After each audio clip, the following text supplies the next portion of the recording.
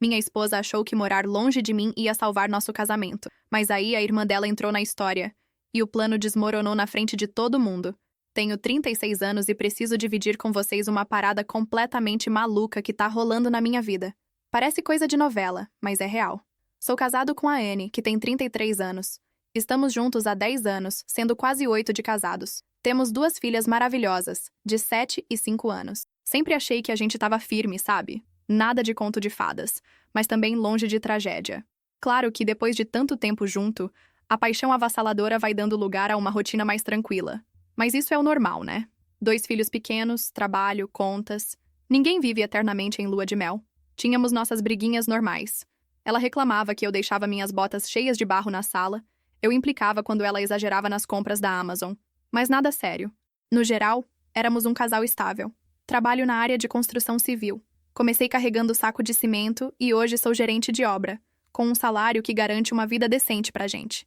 A Anne trabalha numa empresa grande, num cargo que ela parece curtir. Compramos uma casa 3 anos atrás. As meninas estão mandando bem na escola e até adotamos um cachorro no ano passado. Vida de comercial de margarina, praticamente.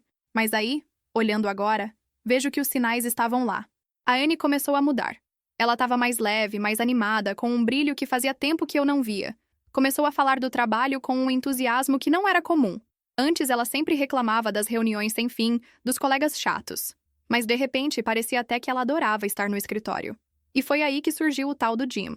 No começo, ele era só um nome que ela mencionava de vez em quando. Tipo, o Jim teve uma ideia genial na reunião hoje. Ou, o Jim fez uma piada que me fez chorar de rir. Nada demais. Mas, com o tempo, ele foi virando assunto frequente. Pequenos comentários, mas que, olhando agora, eram bem reveladores. Teve um dia que estávamos falando sobre liderança e ela soltou: "Você devia ouvir o que o Jim pensa sobre isso. É inspirador." Outra vez, zoei os jargões de empresa e ela rebateu na hora. "O Jim diz que essas palavras ajudam a criar união na equipe." Eu fiquei meio sem saber o que dizer. Comentei, meio brincando: "Caramba, o Jim é seu marido do trabalho, né?" Ela deu uma travadinha, riu forçada e disse: "Ah, para com isso. Ele é só um mentor muito bom." Estranho, mas deixei passar. A bomba veio num dia qualquer. Eu tava de boa no sofá vendo um vídeo no YouTube sobre como consertar a porta da garagem quando a Anne entrou na sala com uma cara esquisita, tipo nervosa, mas decidida. "Tá tudo bem? As meninas tão bem? Seus pais?" Perguntei, achando que ela ia contar alguma coisa do dia. "Tá tudo certo, sim, mas preciso conversar com você sobre uma coisa," ela disse, mexendo de um lado pro outro, como quem não consegue ficar parada. Pausei o vídeo e olhei pra ela. "Manda." E aí ela solta: "Tava pensando que talvez a gente devesse tentar morar separado." "Como é que é?" "Tipo, continuar casados, mas morando em lugares diferentes. Dividir a guarda das meninas. Tem casais que fazem isso, sabe?" Eu só consegui encarar. Esperei ela rir, dizer que era piada. Mas não era. Tive até que confirmar comigo mesmo se não tava tendo alguma alucinação dos produtos de limpeza que usei mais cedo. O mais maluco é que naquela manhã tava tudo normal. Tomamos café juntos, levei as meninas pra escola, nos despedimos com beijo e tudo. Nenhuma discussão, nenhum sinal. E aí, do nada, ela me vem com esse papo? Pedi pra ela me explicar melhor de onde tinha tirado essa ideia. Aí veio a bomba. Tudo isso tinha a ver com os papos que ela tava tendo com a Patty, aquela amiga dela da aula de yoga. A Patty já se divorciou 4 vezes, e agora se acha a guru dos relacionamentos modernos. Tipo, sério? Uma pessoa com 4 divórcios nas costas é que tá dando conselho sobre como manter um casamento? Mesmo assim, tentei manter a calma. Desliguei o celular, respirei fundo e tentei conversar como adulto. Perguntei se tinha algo errado, se eu fiz alguma coisa, se tinha algum problema que ela não tava conseguindo falar. Tentei entender. Mas a resposta dela... Cara, parecia que ela tava falando de mudar o plano de celular, não do nosso casamento. Disse que precisava de espaço, de tempo pra se redescobrir, crescer como pessoa. Usou uns termos que pareciam saídos direto de um livro de autoajuda barato. Claramente coisa que a Patty andou enfiando na cabeça dela. A pior parte? Enquanto tudo isso rolava, a irmã dela começou a se aproximar de mim. E não de um jeito inocente. Ela começou a passar mais tempo com a gente, inventava desculpas pra me ajudar com as meninas ou aparecer por perto. E pouco a pouco, foi ficando mais evidente que ela tava com segundas intenções. A Anne nem percebeu. Enquanto ela tentava bancar a mulher moderna e desapegada, a irmã dela estava ali, pronta para tomar o lugar. E quando tudo isso veio à tona, foi um escândalo. Reunião de família, gente chorando, dedo na cara. O tal plano perfeito de morar separado para salvar o casamento virou um desastre completo. A própria Anne ficou sem chão quando percebeu que as coisas saíram do controle. Hoje, ainda estamos tentando entender para onde ir. Nada decidido, mas uma coisa é certa. Às vezes, tentar salvar algo do jeito errado pode acabar destruindo tudo mais rápido ainda. E olha, se você tá casado e acha que um tempinho separados vai consertar as coisas, pensa 2 vezes. Porque nem sempre o que parece ser uma pausa para respirar não vira o começo do fim, com um baita de um plot twist no meio. Ela começou a falar como se tivesse descoberto a fórmula mágica dos relacionamentos modernos. Disse que casamentos separados eram o futuro e que um monte de casais europeus já estavam fazendo isso. Segundo ela, era tipo um novo estilo de vida. E se tá funcionando lá na Suécia, por que não daria certo no meio do subúrbio de Ohio, né? Só que a parte que realmente me deixou pasmo foi quando ela disse, com a maior naturalidade do mundo, que se não desse certo, a gente podia simplesmente voltar a morar junto, como se fosse uma série nova da Netflix que a gente tá testando e pode cancelar se não curtir. Mas peraí, isso aqui é nossa vida real, nosso casamento, nossa família. Enquanto ela soltava esse discurso meio zen coach de Instagram, eu só conseguia pensar nas nossas filhas. Como é que eu vou explicar para uma criança de 7 anos que os pais ainda são casados, mas moram em casas diferentes porque querem espaço? Isso faz algum sentido? Imagina a cabeça da menina tentando entender isso. Aquela noite, o sono não veio. Meu cérebro parecia um rádio ligado no último volume. Fiquei me perguntando, desde quando a Anne pensa assim? Ela nunca foi desse tipo. Sempre que alguém falava sobre casamento aberto ou relacionamentos alternativos, mesmo que fosse de brincadeira, ela cortava logo. Dizia que não era pra ela, que achava uma viagem. Chegou a tirar sarro de amigos nossos que tentaram essas paradas de casamento moderno. Então, o que mudou de lá pra cá? Será que fui eu? Será que deixei de perceber sinais? Fiquei repassando mentalmente tudo o que aconteceu nos últimos meses. Lembrei como ela parecia mais animada, mais leve, mais disposta. Tudo isso começou mais ou menos na mesma época em que ficou próxima do novo amigo dela, o Pat. Desde então, era como se eu estivesse convivendo com uma versão nova da Anne, tipo uma Anne repaginada por algum guru de autoconhecimento. Depois do papo dela sobre morarmos separados, fiz o que qualquer pessoa surtada às 3 da manhã faria. Joguei casamento com casas separadas, no Google, enquanto detonava os doces de Halloween que tinham sobrado das crianças. E, pasme, descobri que esse negócio realmente existe. Tem gente que faz. Mas olha só o detalhe. Normalmente são casais bem mais velhos, com filhos adultos, ou que trabalham em cidades diferentes. Não é o tipo de coisa comum para casais com 2 crianças no ensino fundamental e um cachorro hiperativo. Isso acendeu um alerta gigante na minha cabeça. Mesmo assim, respirei fundo e decidi entrar no jogo. Pensei, beleza, vamos ver até onde ela vai com isso. Sabe aquele ditado de dar corda suficiente para ver onde vai dar? Foi exatamente isso que eu fiz. No dia seguinte, sentei com a Anne e falei que queria entender melhor como isso funcionaria. Abri o notebook, entrei no Google Docs e me preparei como se fosse uma reunião de planejamento estratégico. A cara dela quando viu que eu tava levando aquilo a sério foi impagável. Tô falando, ela achou que ia ser uma coisa informal, tipo, você vive a sua vida e eu vivo a minha. E pronto. Aí comecei. Olha, precisamos decidir como vai ser a guarda das meninas. Tava pensando em uma semana sim, outra não. Ou talvez aquele esquema 2-2-3 que algumas famílias usam. Falei também sobre os feriados, aniversários, rotina escolar, tudo. Ela ficou tipo o meme do Pikachu surpreso. E não parei por aí. Mencionei que talvez fosse melhor oficializar tudo com advogados, para evitar mal-entendidos no futuro. Falei que minha prima Kate, advogada de família, tinha se oferecido para me representar de graça se um dia eu precisasse. Foi numa conversa aleatória da festa de Natal do ano passado. A Anne ficou muda. Claramente ela não esperava que as coisas fossem seguir por esse caminho tão real. Aí ela comentou que conhecia um advogado que o Pat indicou. O mesmo que cuidou dos 4 divórcios dele. 4! É impressionante como a Anne acha que esse tipo de referência é positiva. Foi quando comecei a apertar. Perguntei. E quem vai pagar o segundo apartamento? Vamos rachar tudo no meio? Como vai funcionar com o transporte das meninas? E se uma delas ficar doente, quem leva no hospital? E nas reuniões da escola? E nas atividades da tarde? Quem leva para natação, para festinha, para o reforço de matemática? A cada pergunta, o desconforto dela aumentava visivelmente. Parecia que ela estava percebendo, aos poucos, que a ideia não era tão glamurosa quanto a Pat fez parecer. A cereja do bolo? Mostrei uma planilha que eu montei de madrugada, detalhando todos os custos de viver em 2 casas separadas: aluguel, luz, internet, mercado, gasolina, escola, babá. Até deixei uma aba para o orçamento de paquera. Porque, se vamos viver como solteiros, temos que ser realistas, né? Dava para ver no rosto dela o exato momento em que a ficha caiu. Não era mais um plano de liberdade e autodescoberta. Era a vida real, com boletos, responsabilidade e dor de cabeça. Foi aí que lancei a pergunta final. Tipo, tiro de meta. Então, para qual bairro você tá pensando em se mudar? O silêncio foi imediato. Ela não tinha resposta. Talvez, naquele momento, ela tenha percebido que essa ideia toda não era um plano brilhante de revolução conjugal, e sim, um baita de um rolo que ela não estava nem um pouco preparada para encarar de verdade.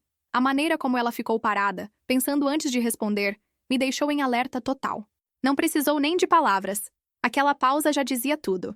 E aí ela veio com: "Tô dando uma olhada em uns apartamentos lá no Oak Valley." Instantaneamente, meu cérebro gritou: "Tem alguma coisa errada." Para quem não conhece, Oak Valley é um condomínio cheio de frescura do outro lado da cidade. Bem mais caro do que qualquer previsão que eu tinha colocado na planilha que fiz de madrugada. É longe da escola das meninas, não tem área infantil decente, e para piorar, a maioria das unidades são de um quarto só. Um quarto. Para uma mãe que planeja dividir a guarda de 2 crianças pequenas? Me poupe. Na hora, engoli seco e encerrei a conversa. A gente fala disso depois. Ela nem questionou. Mas dentro de mim, uma pulga enorme já tinha se instalado atrás da orelha. Pode ser que eu não seja o cara mais esperto do mundo, mas sei quando algo não bate. Então resolvi fazer o que qualquer marido desconfiado e meio desesperado faria. Puxei uns fios. Lembrei que o Dave, um dos caras da minha equipe, tem uma irmã que trabalha no setor de locação do próprio Oak Valley.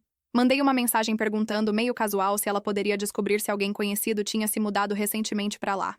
Sim, eu sei. Parece coisa de stalker. Mas, sinceramente, eu tava num ponto onde confiar cegamente já não era uma opção. E adivinha só quem mora lá? Um nome que não me era estranho. O novo gerente regional da empresa onde a Anne trabalha. O mesmo cara que ela não parava de mencionar nas últimas semanas. O tal do Senhor Sinergia Corporativa. Toda hora era. O Jim teve uma ideia genial. O Jim sabe liderar de verdade. O Jim isso, o Jim aquilo. Agora ele tá morando justamente no condomínio que ela quer se mudar? Ah, vá! No começo, achei que talvez ela estivesse só querendo seguir o exemplo do chefe bem-sucedido. Mas aí começou a ficar estranho de verdade. Quando tentei conversar sobre montar o quarto das meninas no apartamento novo, ela desconversou, ficou sem jeito. Disse que talvez fosse melhor esperar até ela se estabelecer. Depois veio com essa de que as meninas podiam ficar mais comigo por enquanto, só até tudo se ajeitar. Mano, que mãe decide, por livre e espontânea vontade, ver menos os próprios filhos só pra ir morar num AP de um quarto num condomínio onde o chefe mora? Nem ela estava mais conseguindo esconder a bagunça. Mas eu não confrontei. Ainda não. Queria juntar mais peças primeiro. Foi aí que recorri à irmã dela, a Liz. Sempre nos demos bem. Talvez até demais, se é que você me entende. Desde que ela se divorciou no ano passado, o flerte dela ficou um pouco mais direto. Teve um dia que ela soltou na lata: "Se a minha irmã não tivesse te pegado primeiro, eu teria." Eu só ri, desconversando, porque, né? Sou casado. Contei pra Liz o que tava rolando. E, mano, ela ficou em choque. Mas aí começou a se lembrar de umas conversas meio suspeitas com a Anne. Coisas do tipo: "Quanto tempo você acha que é aceitável esperar pra começar a sair com alguém depois da separação?" Ou: "É errado namorar alguém do trabalho?" E a melhor de todas: "Como contar pros filhos que você tá vendo outra pessoa?" Isso tudo já seria o bastante para acender todos os alertas do mundo. Mas aí Liz completou, dizendo que a Anne andava perguntando especificamente sobre o Jim. Que horas ele chegava em casa, em que andar ele morava, se ele namorava, se tinha alguém. Só faltou perguntar o tipo sanguíneo do cara. Nesse momento, eu só queria vomitar. Todos esses anos juntos, construindo uma vida, uma família, e ela me aparece com esse papinho de modelo novo de casamento, como se tivesse lido num post de coach de Instagram? Me tratando como um beta-tester de relacionamento. Como se tudo que a gente construiu fosse só mais um experimento social. Passei aquela noite inteira na garagem, supostamente consertando umas ferramentas. Mas a verdade? Eu tava socando meu saco de pancadas com tanta raiva que minha mão ficou roxa. A mandíbula travada. Cada vez que eu lembrava dela, toda calma, sentada na nossa sala como se não estivesse destruindo tudo, eu via vermelho. Enquanto isso, ela estava lá dentro, ao telefone com a Patty por 2 horas. A guru do caos. Aposto que ela estava recebendo mais orientações profissionais sobre como implodir um casamento do jeito mais rápido possível. Mesmo sabendo que, no fundo, aquilo já estava acabado, que a confiança tinha ido pro ralo, eu decidi que não ia sair como o otário da história. Tinha que jogar no meu tempo, no meu ritmo. Na manhã seguinte, sentei à mesa com ela e comentei, como quem não quer nada, que estava olhando uns apartamentos também. Falei isso enquanto mexia no celular, passando uns anúncios. Tô vendo uns lugares perto do bairro da Liz. Soltei, sem nem tirar o olho do café. Na hora, ela levantou a cabeça, surpresa. Peraí. O quê? Pensei em algo mais pro lado de lá. Longe de Oak Valley. Respondi, bem calmo, tomando mais um gole. Ela franziu a testa. Mas isso não seria justo com as meninas. Vai complicar a rotina delas. Larguei a xícara devagar e encarei ela. Ah, agora a gente tá preocupado com o que é justo pras crianças? Ela piscou, sem saber se recuava ou dobrava a aposta. Abriu a boca, fechou de novo. Soltou um suspiro irritado e mandou. Você tá sendo difícil só pra me provocar. Tive que me segurar pra não rir de nervoso. Que ironia. Depois de tudo que ela fez, agora eu é que era o problema por não facilitar a logística do novo romance dela? Essa mulher realmente acreditava que estava no controle. Mas não por muito tempo. Me recostei na cadeira. Soltei uma risada curta, meio sarcástica, e balancei a cabeça devagar. Ah, não, Anne. Agora você me pegou de um jeito que eu tô até achando divertido. Ela me lançou aquele olhar estreito, desconfiado. O que isso quer dizer? Perguntou com a voz meio tensa. Eu não respondi. Só levantei, passei por ela como se nada tivesse acontecido e fui embora. Mas eu achava que já tinha atingido o pico da irritação. Mal sabia eu que aquela noite ainda ia me dar mais uma rasteira emocional. Estava passando pelo corredor, indo pegar uma blusa no quarto, quando ouvi a Anne no telefone. Nem estava tentando ouvir nada, juro. Mas o tom de voz dela me chamou a atenção. Leve demais, casual demais, para alguém que estava falando de nós dois. Fiquei parado, só escutando. Vai ser ótimo pra gente, ela dizia, com um tom quase animado. Me dá uma chance de recomeçar, focar em mim, sabe como é? E sinceramente, acho que o Tom vai acabar gostando. Vai ver como tudo fica mais simples assim. Sem estresse, sem discussões. E então, ela riu. Ela riu, como se estivesse falando de trocar de plano de celular. Como se a nossa família fosse um experimento que, se não desse certo, era só cancelar e pronto. Como se o fato de desmontar toda a estrutura que construímos juntos fosse só mais uma fase. Fiquei parado ali, com os punhos cerrados, sentindo a raiva subindo devagar, queimando por dentro. A mulher realmente acreditava que eu ia só aceitar isso. Que eu era um banana, passivo, que ia entrar na dela numa boa enquanto ela transformava nosso casamento numa novela mal escrita. Foi aí que decidi. Já que ela queria jogar, eu ia jogar também. No dia seguinte, estávamos sentados na cozinha discutindo os detalhes práticos da tal separação amigável. Ela estava toda se achando madura e civilizada, bancando a adulta racional. Eu deixei rolar. Esperei o momento certo e mandei. Ah, inclusive, tô com uma dúvida. Você acha que eu tento o reembolso das passagens pra Flórida? Ou só troco o nome do passageiro mesmo? Ela levantou a cabeça tão rápido que quase derrubou a xícara. Que passagens pra Flórida? Fingindo o máximo de naturalidade, contei que tinha planejado uma viagem surpresa pra gente no nosso aniversário de casamento. 7 dias num resort à beira-mar, tudo incluso, sol, praia, descanso. Tava tudo certo. Inclusive, já tinha falado com os pais dela pra ficarem com as meninas. Ah, e claro, eles ainda nem sabem da palhaçada da separação temporária. O rosto dela passou por uma montanha-russa de expressões. Primeiro surpresa, depois um brilho nos olhos, seguido de confusão, e então aquele olhar de ferrou. Parecia uma criança que descobriu que vai pra Disney, mas lembrou que tá de castigo. Você planejou uma viagem pra nós? Ela quase sussurrou isso. Planejei sim, quando ainda éramos nós. Mas já que agora você quer viver vidas separadas, achei que talvez eu pudesse levar outra pessoa. Seria um desperdício deixar as passagens vencerem, né?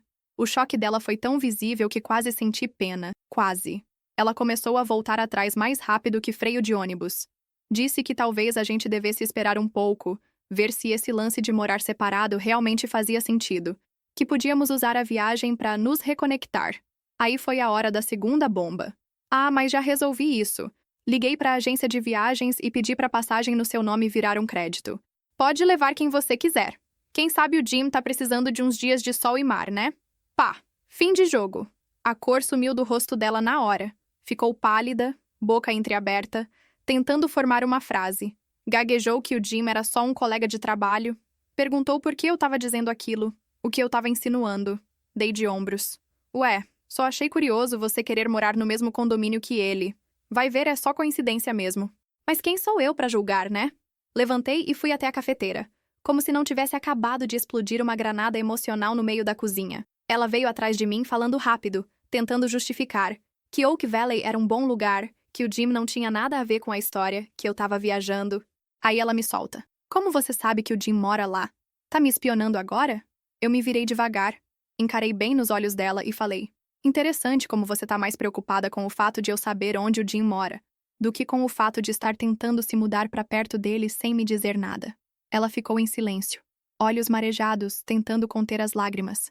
Deu meia volta e saiu do cômodo com os passos duros, frustrados. Eu fiquei ali, parado, olhando pra pia, sentindo mais nojo do que qualquer outra coisa.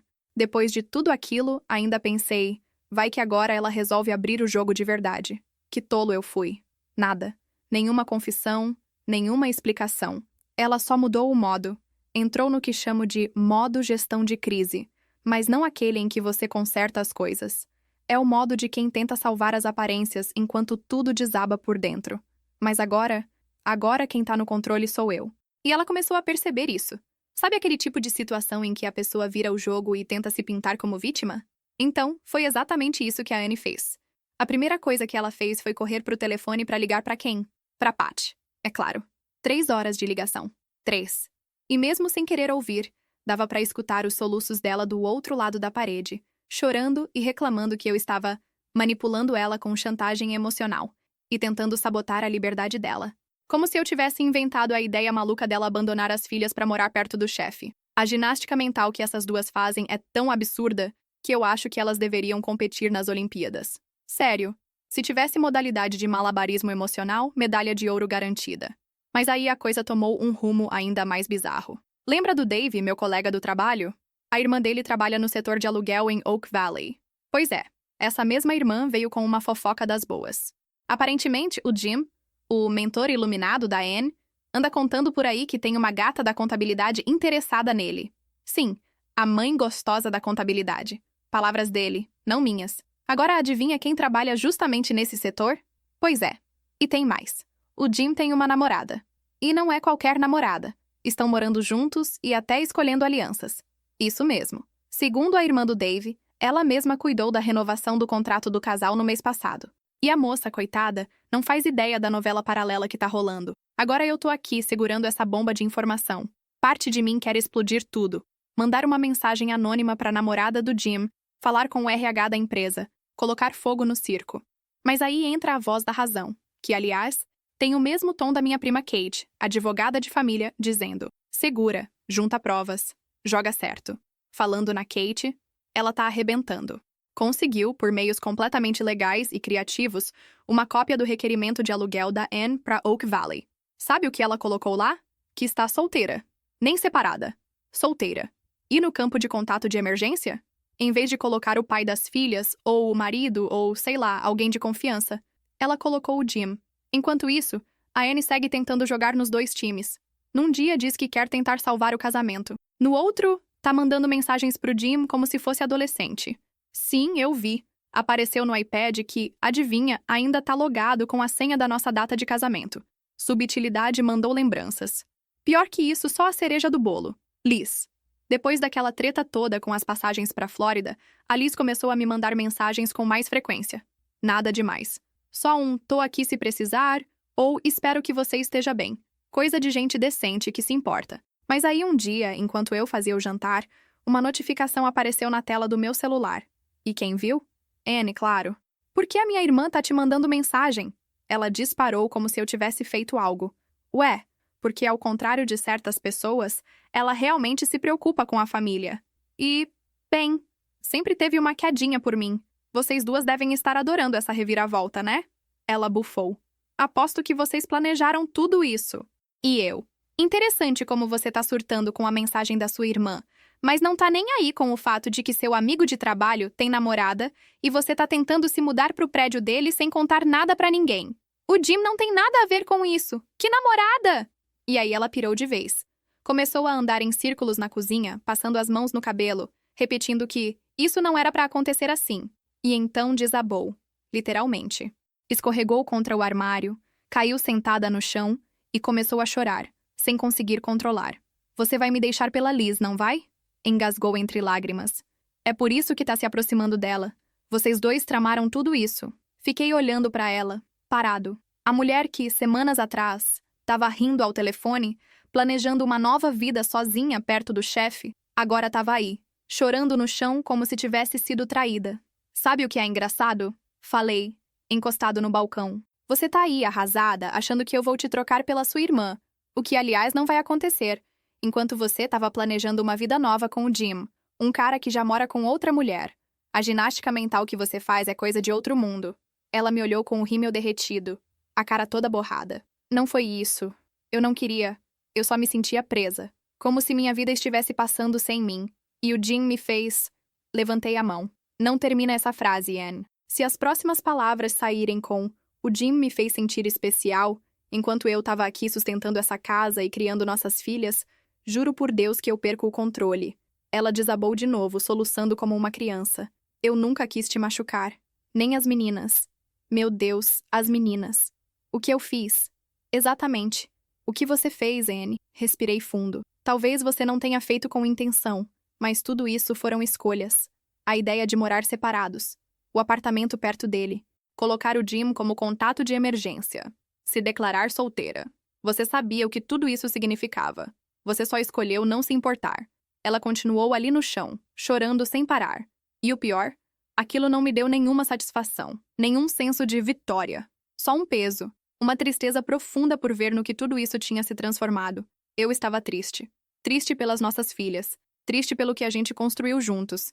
Triste por ver tudo sendo jogado fora por uma ilusão que, sinceramente, nunca teve chance de dar certo. E aí, no meio daquele caos todo, a Anne soltou uma que me fez rir alto, de verdade. Mas a Pat disse que isso era normal. Ela falou com a maior cara lavada. Ela disse que todos os casamentos passam por isso e que viver separados podia salvar o nosso relacionamento. A Pat? Perguntei, cruzando os braços. Você tá falando da mesma Pat que coleciona divórcios como se fossem figurinhas? A que já se separou 4 vezes? Essa Pat? Ela baixou os olhos, envergonhada. Que ideia idiota, né? Eu fui tão burra. Não, você não foi burra. Suspirei. Você foi egoísta. Tem uma diferença aí.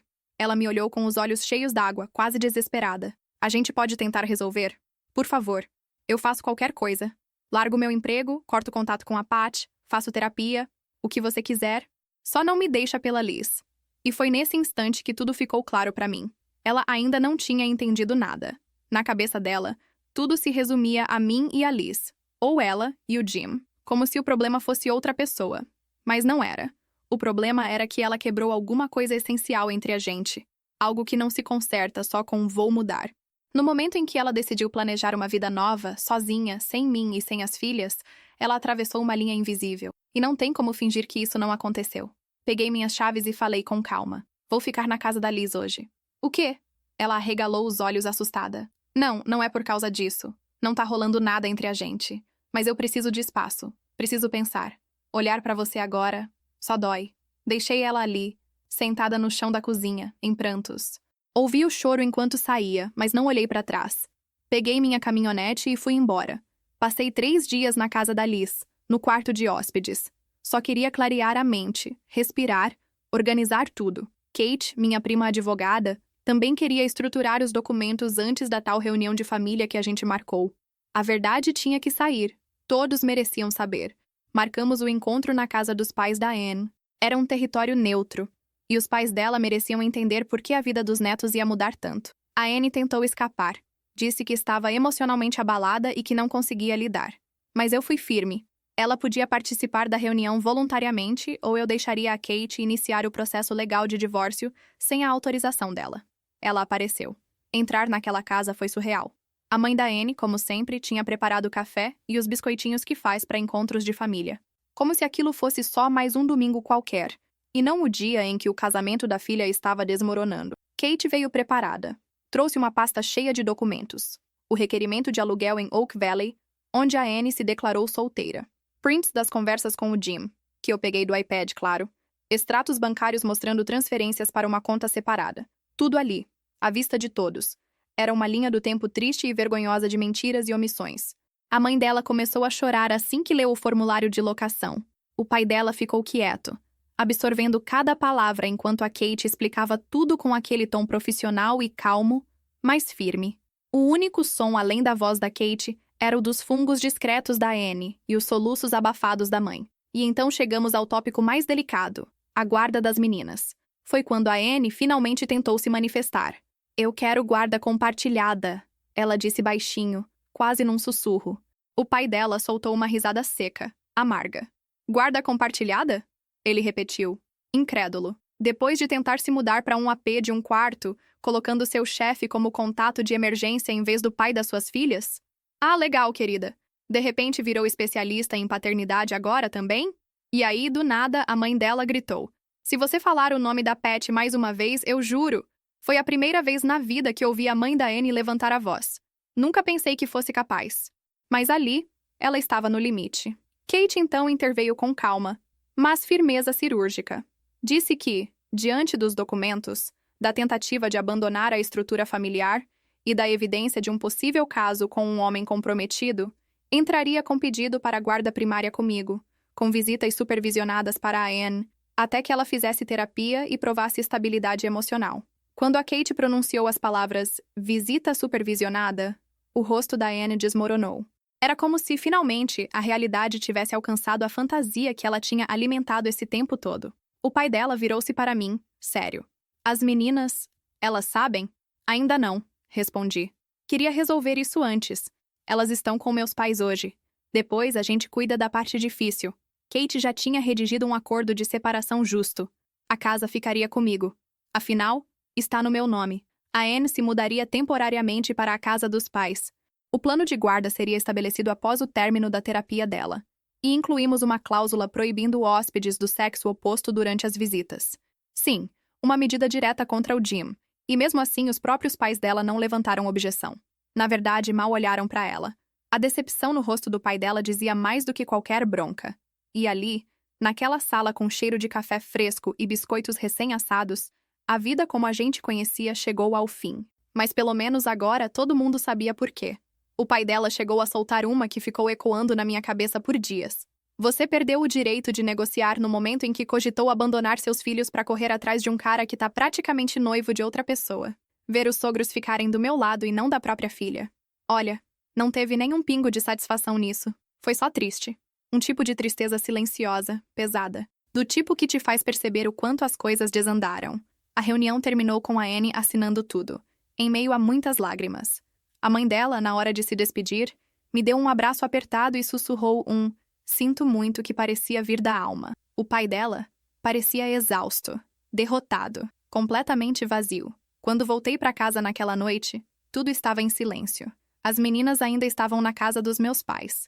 O lugar parecia um museu, só que sem charme, sem alma, só eco. Encontrei um bilhete da Anne no balcão. Várias páginas, pedidos de desculpa, promessas de mudança, implorando para eu reconsiderar, dizendo que faria qualquer coisa para consertar tudo. Mas sabe o que eu senti naquele momento? Nada. Nenhuma raiva. Nenhuma saudade. Nenhuma esperança. Vazio. Já se passaram 2 meses desde então. O divórcio foi finalizado. A Anne voltou a morar com os pais, especialmente depois que a bomba explodiu lá na academia. Já falo disso. As meninas estão bem. Melhor do que eu esperava. Criança sente quem realmente tá por elas. E quando a poeira baixa, elas percebem.